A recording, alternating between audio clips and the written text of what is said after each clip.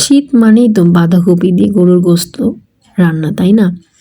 এমন কোনো বাসায় আছে যে গরুর গোস্ত দিয়ে শীতে না খায় কেউ? যারা যারা এটা পছন্দ করে তারা তো অবশ্যই শীতে ট্রাই করে। সো আমার বোন গরুর মাংসটা যেভাবে যেভাবে গোস্তটা রান্না করতে হয় সেভাবে রান্না করতেছে। গরুর গোস্ত অল্প একটু গরুর গোস্ত নিছে, সেটাতে ধনিয়া, হলুদ, মরিচ যা যা দিছে সব দিয়ে পেঁয়াজ মরিচ দিয়ে মাখিয়ে এটাকে প্রথমে বসিয়ে দিবে। যারা খাবারের শৌখিন তারা তো অবশ্যই এটা ট্রাই করবে শীতের ভিতরে। সো আমরা সবাই এটা খুব বেশি পছন্দ করি, আর শীতের দিন আমাদের এটা লাগবেই, এটা আমাদের খেতে হবে।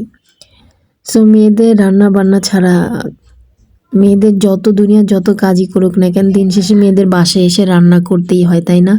মেয়েরা সবাই ছুটি পেলেও মেয়েরা সংসার জীবন থেকে ছুটি পায় না।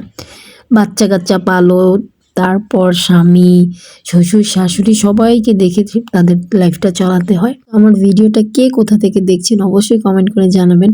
আর আমরা সরিষার তেলটা দিয়ে দিলাম, কারণ গরুর গোস্ততে সরিষার তেলটা, রান্নায় সরিষার তেলটা কিন্তু খুব বেশি মজা লাগে। যারা যারা সরিষার তেল দিয়ে রান্না করেন তারা অবশ্যই একটু কমেন্ট করে জানাবেন যে আমাদের মতো কারা কারা সরিষার তেল দিয়ে রান্না পছন্দ করেন।